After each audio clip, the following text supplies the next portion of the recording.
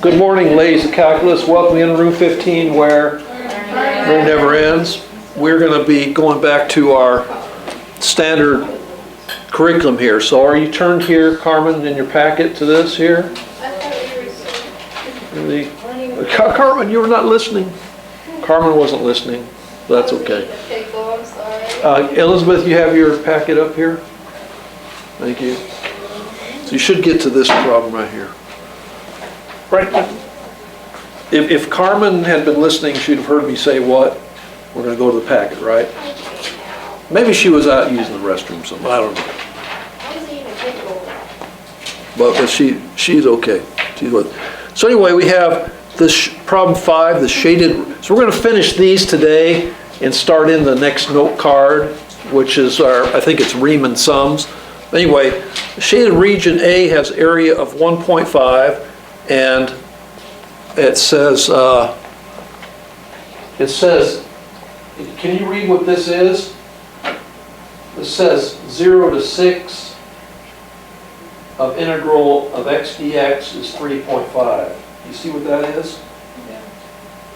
I'm just going to write it out a little bigger because it's not really clear like some of these are printed out very clearly.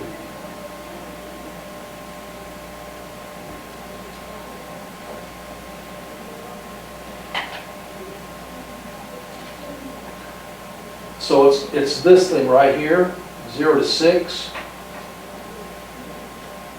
of f of x dx. That's the thing that is 3.5. Okay, 0 to 6.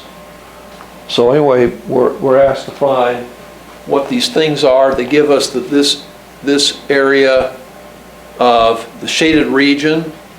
And the shaded region A, that's this little piece here. This is the area. This is the shape whose area is 1.5. So can everybody see clearly what that is now? Okay. And so now it's asking all these questions. So I want you, considering knowing these two things, I want you to answer these questions here. We'll go over them in 2 minutes.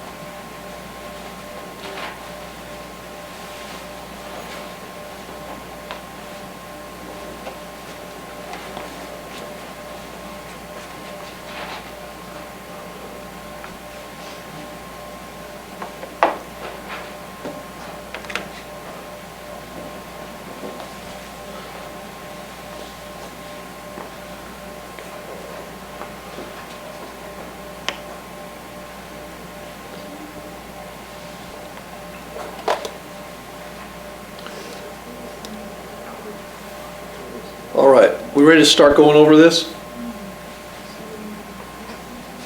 Are we ready now? Sure. What is A going to be? 1.5? No, A is going to be negative 1.5. Oh, yeah. Okay? Everybody got that? And why that's the case? Okay, below. Okay, next, does that change anything for the rest of the answers, knowing that? Okay, what's going to be integral from 2 to 6 f of x dx? What is that going to be?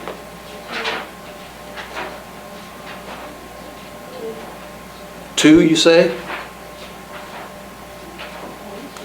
I'm not going to I didn't get that. I didn't get, so you got 2 from that? Okay, I did not get that.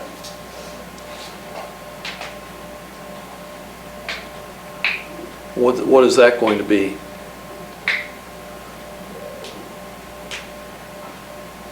It doesn't give us the value of B. So we don't. But it does give you the value from 0 to 6, so you just subtract Yeah, so 5 minus 2. So basically what you have is these 2 areas together. So that means that this area, 0 to 2 f of x dx, plus, Is it 5? I think it's 5, plus 2 to 6 f of x dx is going to be equal to 3.5, right? And we know that this thing right here is going to be your negative 1.5, right? Oh, you add it to it. So now you have negative 1.5 plus all this business here, 2 to 6 f of x dx is equal to 3.5. So now you see how we came up with 5 being here, right? Okay? So this is what we call use of the, were you the first one to figure it out? All right, very cool. I'm going to give you some room. Okay? So now I want you to look at, so now we're helped anyway, because now we know what the shaded area here is, right? We know what this shaded area here is going to be 5. That's 5. Okay. And that's 1.5.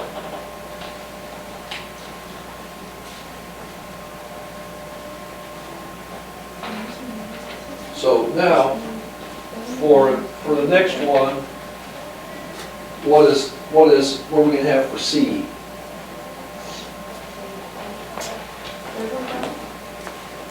What did you get? 3.5. 0 to 6, no, it's not that. Is it negative 3.5? No, let me go ahead and show you what it is. A lot of conceptual stuff going on here. 6.5? Yeah, this one here, who said 6.5? Yeah, 6.5, it is 6.5.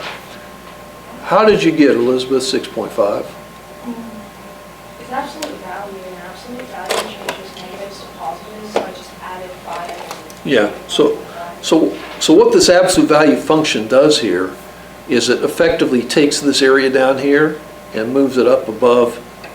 So it takes that same area, reflects it up here. So it's like that 1.5 up here. So now you're going to have 1.5 plus 5, because this area in absolute value can never be negative. So that's going to be as Elizabeth says. All right? And then we have the next one from 0 to 2 of negative 2 f of x dx. What is that one? Negative 3.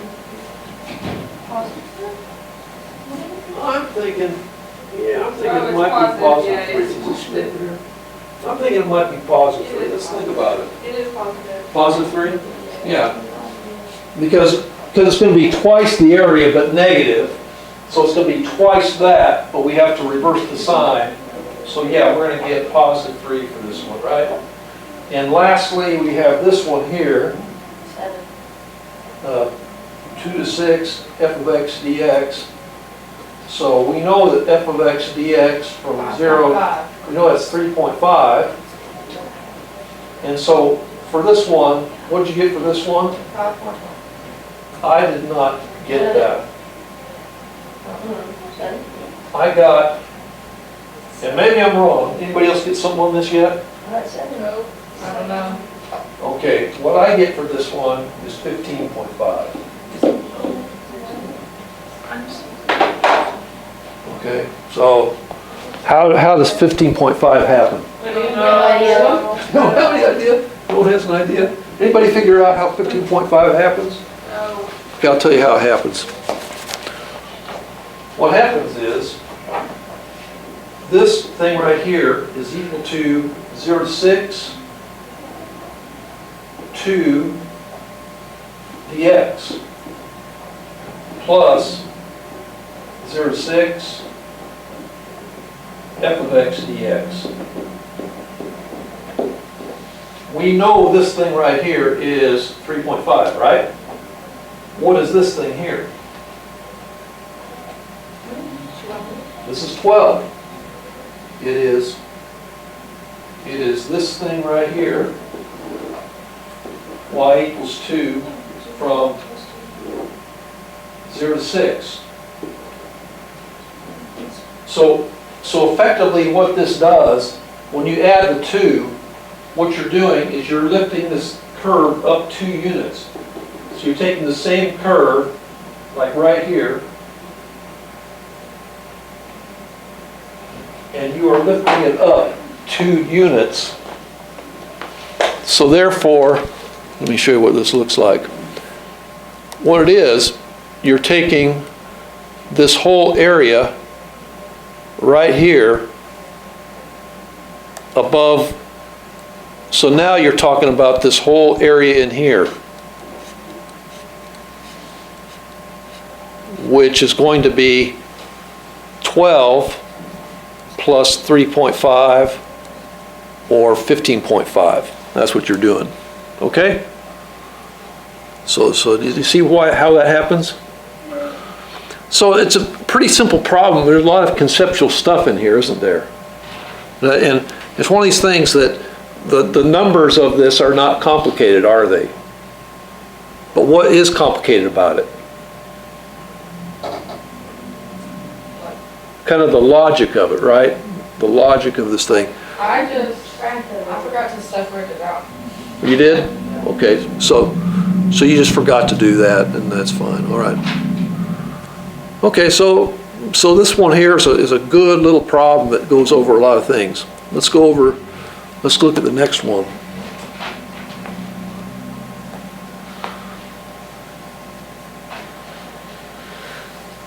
Okay, we have this one here. We have considered function f is continuous on the interval from -5 to 5, and for which 0 to 5 f of x dx equals 4. Evaluate each integral. And so you have from 0 to 5 f of x plus 2 dx. So you have this one. And then you have from -2 to 3 f of quantity x plus 2 dx. Mr. G, I have a question on this one. The last one? Okay, let's go back here. Go ahead. So on E, Uh-huh. if there weren't parentheses around the 2 plus f of x dx, 2 plus f of x, would that change the problem? Yeah, it would. It would, depending on how you interpreted it. Okay, let's say, so you're saying that you want like this, right? No, like if the brackets were gone, if there weren't any like brackets there. Okay, that you don't have any brackets. And so what, you're just going to have 2 here. So what you would have is, it wouldn't make sense really, because if you didn't go and parenthesize or bracket this off, you would assume that 2 would be included, even if, and some people will write it that way, because definitely the 2 is to the right of this integral symbol, but if the 2 goes out here, that's going to definitely change the value, because instead of being 12, that's just going to be a 2 added to it. But that's an important thing, because a lot of the fundamental theorem of calculus we're going to be using are, we're going to have a starting value where we are going to have a number over here, and then we're going to add to it with that. But as a matter of technicality here, for this problem to make sense, there has to be a parentheses or a bracket on this one. So that'd be the best answer I have to your question. Does that answer your question a little bit? Okay, very good question. Very distinctive incisive question. Any other questions on this? Okay, let's go on. Okay, back to this one right here.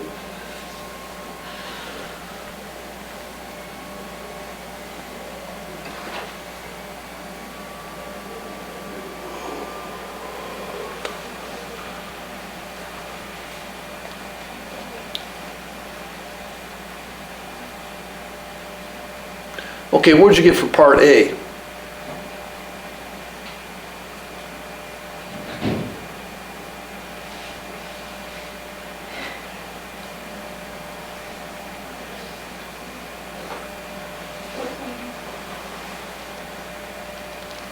Yeah, that's what I got. I got 14. Does that make sense? Okay, you have the integral from 0 to 5 of 2 dx, and that's going to be 10. And then 0 to 5 f of x dx is 4, so that's going to be 14. Okay, questions on that one? Right, so this is going to be, just for clarity in case, so 0 to 5 f of x dx, and we are told that that is equal to 4. And then we have plus 2 from 0 to 5 dx, and so that's going to get us a 2 by 5 rectangle, so this is going to be 10 here, okay? What about B? Does anybody have B yet?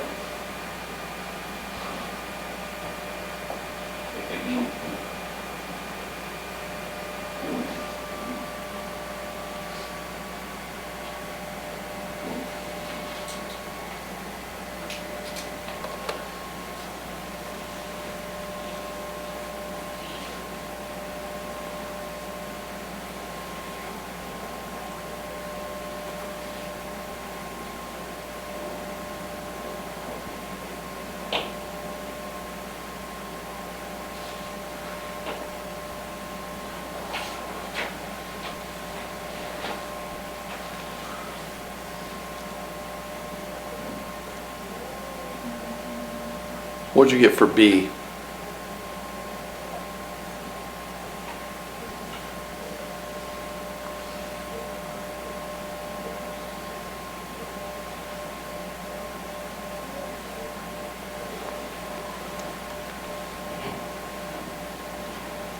Anybody got B yet? What did you get?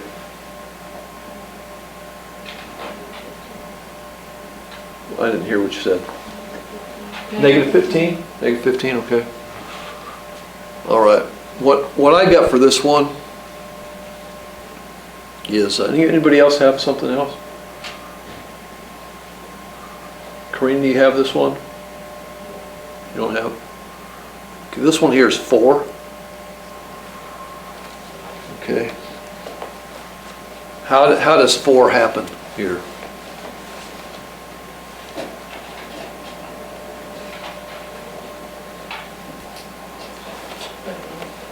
Yeah, I'll tell you how it happens. What it is, you have a function here, and we have a function. Consider one that is contiguous on the interval from 5 to 5. So we can make any shape out of this we want. So we're going to make this we know that we have a function here, we'll just make it like this. Okay, this is what a function is, and we know that this area here is equal to 4, right? You see how that happens? So that area is 4. So what you're doing with this, you have f of x plus 2. So what f of x plus 2 is, you're taking this function right here and you're moving it left 1, 2 units. like this. Okay? That's what f of x plus 2 is doing. But now where are the limits? The limits are now from negative 2 to 3. So here's negative 2, and here's 3. And so we have, so now we're talking about this area here, right? It's the same. So it's going to be the same area, so everything is shifted over 2 units to the left, and the limits are shifted over 2, and so it ends up being the same. So is that a little bit of mental gymnastic sort of thing? Like thing? A little bit? I think it is. I think it is. This is the problem. I look at it, and I have to think about it. What? Wait a minute. They don't say anything about from negative 5 to 0, but yet we're getting, well, it's this thing right here. That's the thing that shifts it over. All right? But yeah, now part A shouldn't have been that hard, right? It was part B. A little mental gymnastic-y kind of thing. So now we have evaluate each integral by interpreting it in terms of areas. And let me see what we have here. I'm trying to read what we have here. Yeah, so this is, does that say negative 1 to 3? Is that negative 1 there? We can't tell. Or is that might be just 1. I think it's just regular 1 because that's going to be what negative 3 is. So that's 1. This one here is going to be negative 2 to 2 of that. Okay, that's going to be negative 1 to 3, 2 minus x dx. So a lot of these are going back to in terms of areas. A lot of this is going back to where we were to start at the beginning of the year when I had you fill out those papers where we were introduced the integral symbol and all that. That's what a lot of these are. And these trigonometric ones, yeah, we'll be able to do all of these. Well, this one might be a little sneaky here.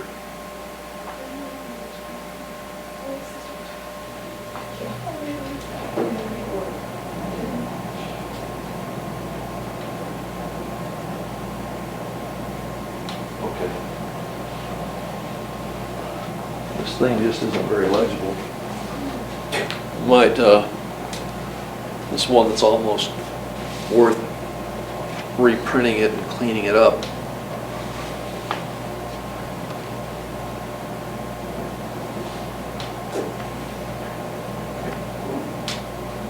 See where we are on these things.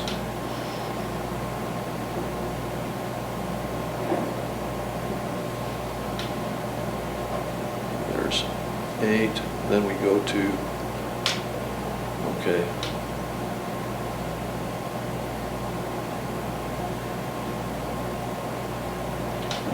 Yeah, I don't want to go over this pretty quickly because I want to get on the next thing here.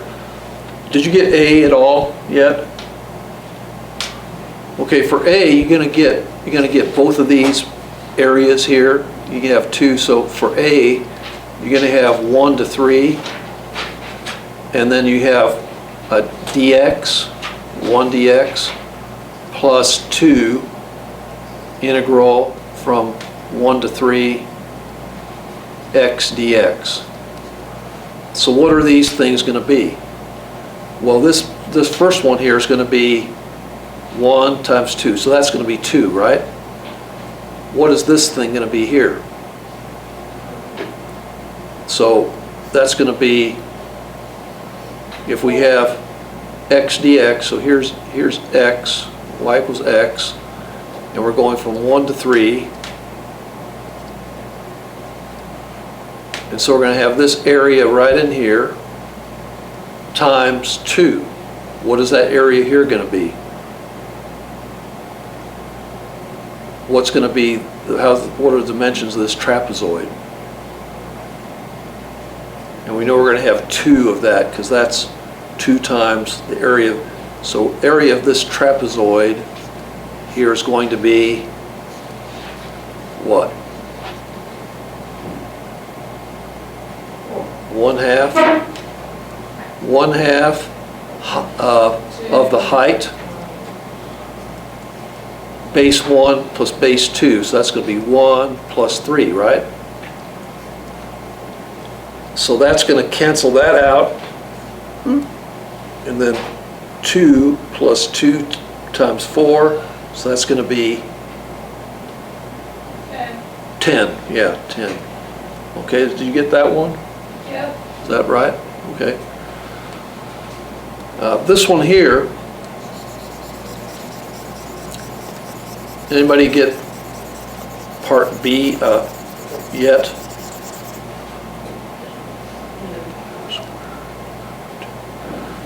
Okay, this one here, did anybody get the answer for B yet? No. Okay, then I'm going to put down what I think the answer is, because I'm just doing this in my head. But I think the answer for this one is going to be 2 pi. Okay. That's what I was thinking. Oh, really? Okay, let's go ahead and talk this is how I got it. And if I made a mistake, am I willing to admit I made a mistake? Yep. Okay, good. Well, that's good. If you think that of me, I appreciate you thinking of me that way.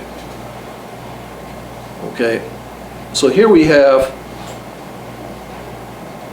this one right here is the equation of a semicircle.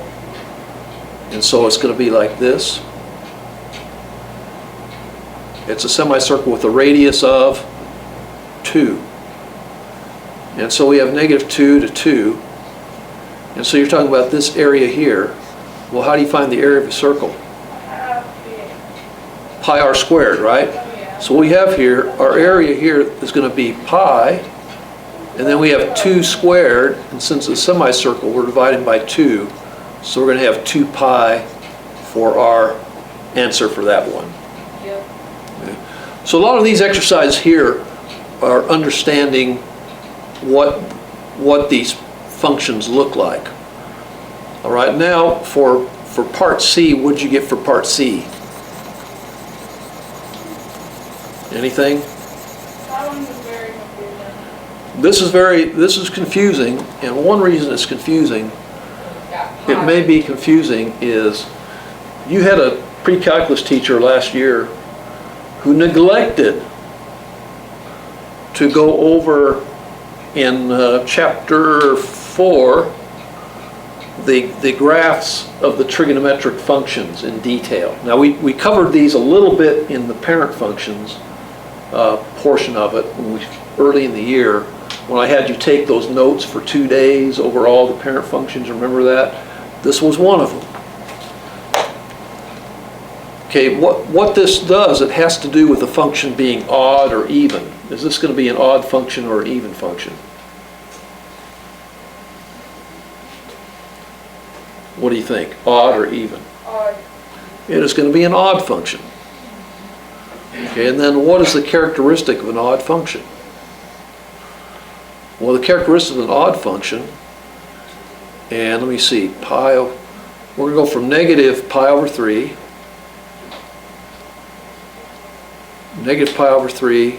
to pi over 3. And the part in the book I left out from you guys last year was taking the time to really graph this out very, very neatly. So what happens is negative pi over 2 to pi over 2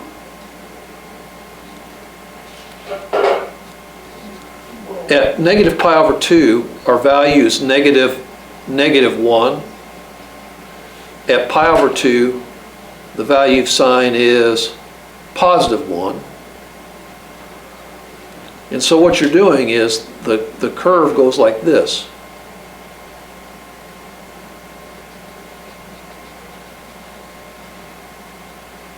Okay? And between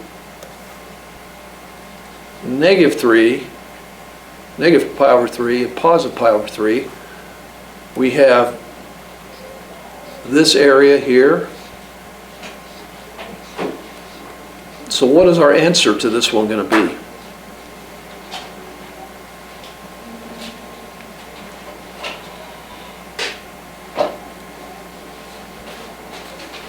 What is our answer to this going to be now? This area is below the x-axis. This area, same. Zero. This will be a 0. So this is one where just knowing what the basic function does, the geometry of it, will make an easier problem out of it. Now we could go ahead and later on, when we get into definite integrals, we're going to be able to work this out mathematically as well and get a 0, but that's going to be far more complicated than just an understanding of the orientation of the parent function would give us. All right, so for the next one we have is -3 to 0 of this guy right here. So what is that one going to be? Did you take a chance to look at that one yet? Okay, go ahead and look at that one.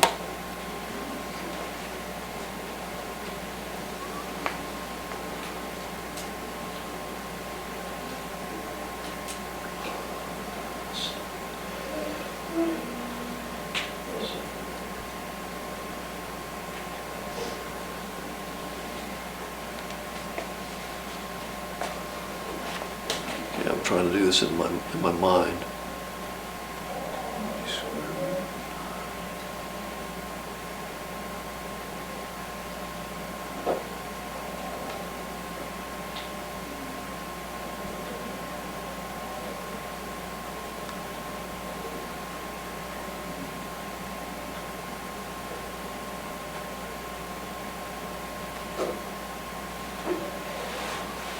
Okay, anybody have an answer to that yet?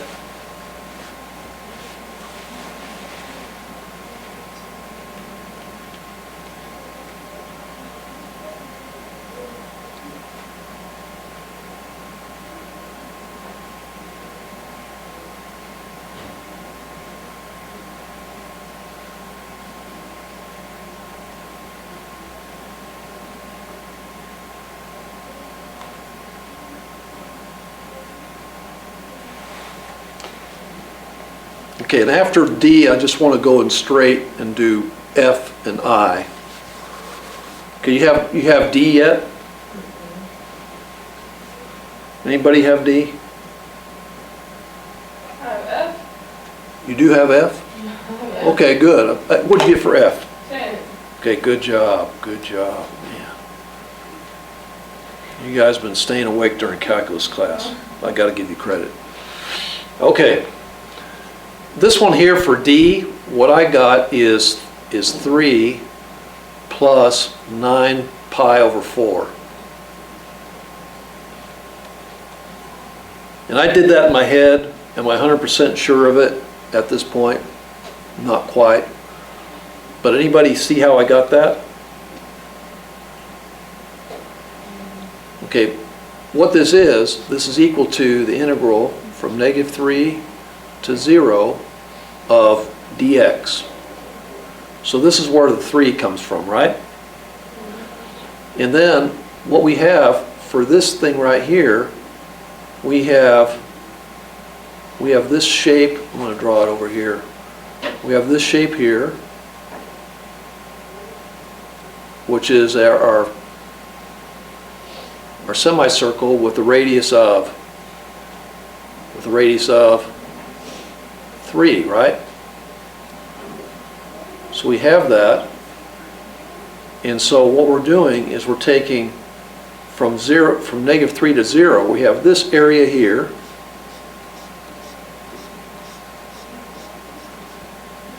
plus this area here. What's this area here? Well, it's pi times 3 squared divided by, what piece of a circle is this? It is a quarter of the circle, right? So there's your 9 pi over 4. So that's where so this is where your 3 comes from, this is where your 9 pi over 4 comes from. That's correct, isn't it? Yep. Okay, the last one we want to look at is I. And what did you get for I?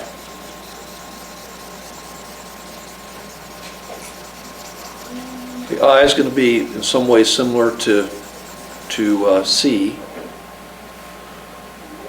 So you have from 0 to pi cosine x dx. Well, cosine at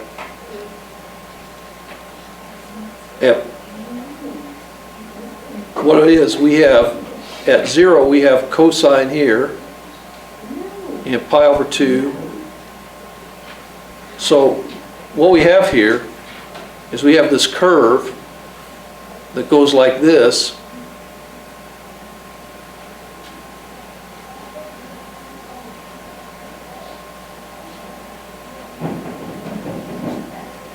So what is the integral from 0 to pi of cosine x dx? 0. So I'll tell you that in some of these problems, it's something to look out for. When you see things like this, a lot of times you're going to have things. Also something like this. If you have something like integral of 16 x to the 7th power dx from negative 8 to 8, what is this thing going to be here?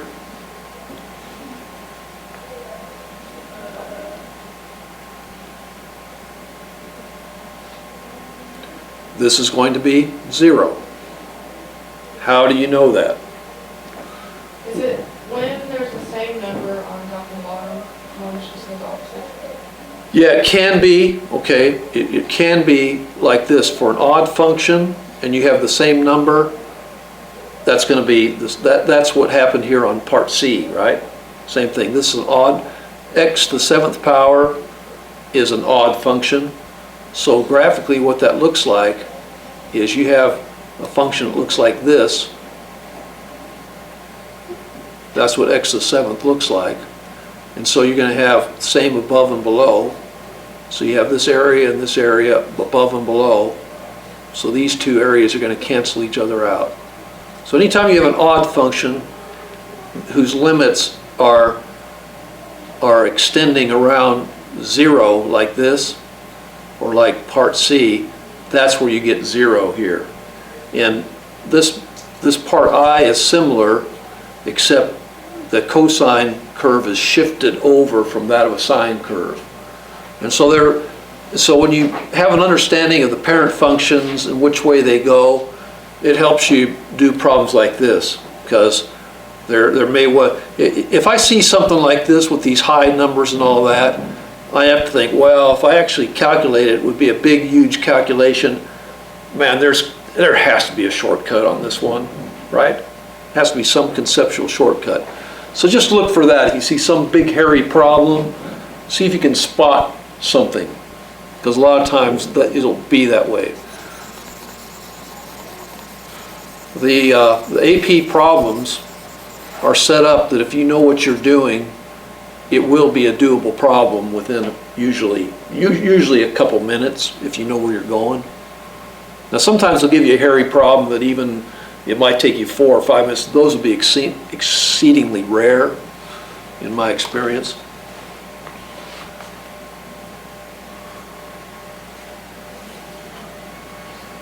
Okay, let's see, we got the integral, and each part evaluate the integral given that we have 2x for x is less than or equal to 1, and 2 when x is greater than 1.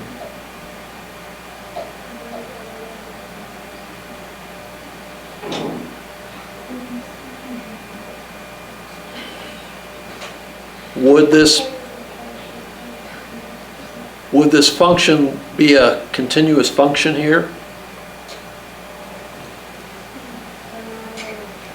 I hope it should be. It will. Yeah, 2x. So you're going to have like a steep curve like that's going to be 2x. So at 1, you're going to have a height of 2, and then you're going to go like this. So you're talking about these areas here, right? So that'll be 0 to 1 to whatever.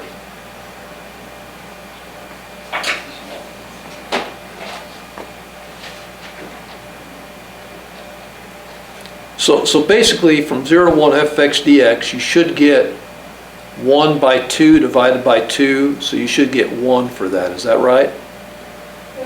And then here, for f of x dx, from 0 to 1, you have this little piece of odd function looking thing, so what's b going to be?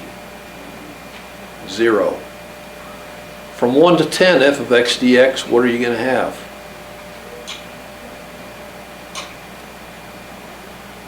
From 1 to 10 f of x dx, what are you going to have? Well, you're going to have 18. How do you get 18? Because this is going to be, what this is going to be, this is going to be 2 dx from 1 to 10. So that's what this piece looks like. And now from 1/2 to 5 f of x dx, you're going to get, for this part, you're going to get 1 to 5, so you get 8 for this piece here, plus this area here, which is going to be a little trapezoid. So it's going to be 8 plus whatever that is. I don't know, that's not too important. But that's how you do that one. So that's a little problem. So what this does, it takes us to time-wise, it runs out our class day, doesn't it? Yeah. Quite extensively. So I was hoping to go a little farther, but it takes us right to our next note card, which is going to initiate what we call our methods of estimation of integrals. So tomorrow we should come to Riemann sums, note card 41, and that's going to be page 649. Okay.